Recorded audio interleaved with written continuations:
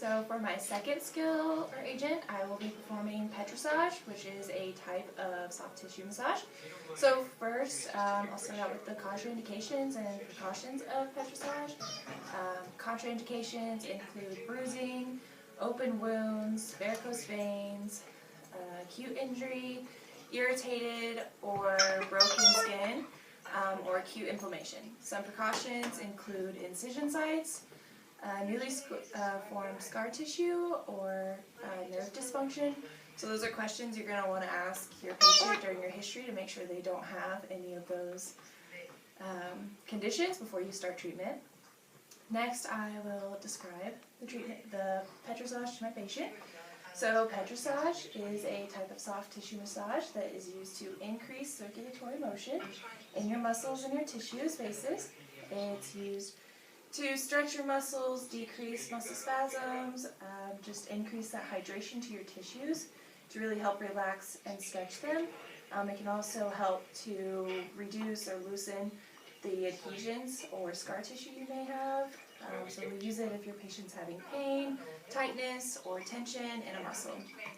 So for this experience, my patient has come in with some quadricep tightness, pain, tension, and we both believe that he will benefit from some Petrissage. So what I would first do is I want to expose the area we're going to be treating. So what I would do is I have a towel. You want to make your patient as comfortable as possible and protect their privacy. So I place the towel, over his pelvic area, and then roll up the shorts and kind of just tuck that towel under the shorts to really keep it in place while we're working. Want to examine the tissue, the skin, make sure there are no lesions, any bruising or anything like that, or skin conditions that would cause pain or reactions while we're performing our agent. I have my patient supine on the table. You want to have your treatment area exposed for your treatment. You want them to be comfortable as possible during treatment. Next, before I get started, I would want to ask my patient if they have any allergies or reactions that they may have had in the past to whatever oil or lotion that I would be using. So I'm going to be using coconut oil. So I'd ask my patient, do you have any allergies or known reactions to coconut oil? No. Good. Alright, so what you want to do is you want to get about a nickel to like a quarter size amount of oil. You want enough oil to cover the area that you'll be treating, but not too much oil or else it'll be really slick.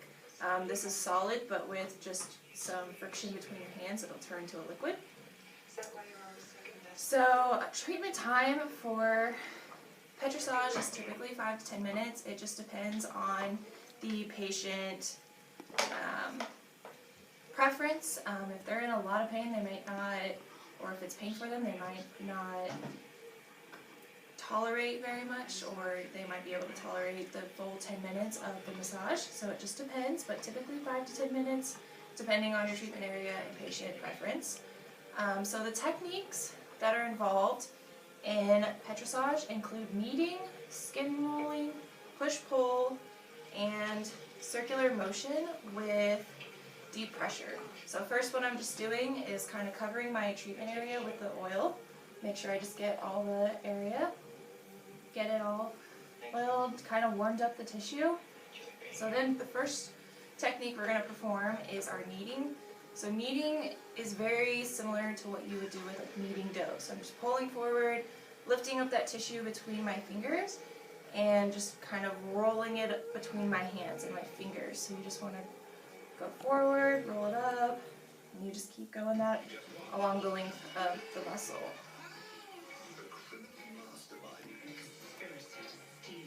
So the next one would just be a simple one, just the push-pull. So I'm just going along the tissue, pushing and pulling.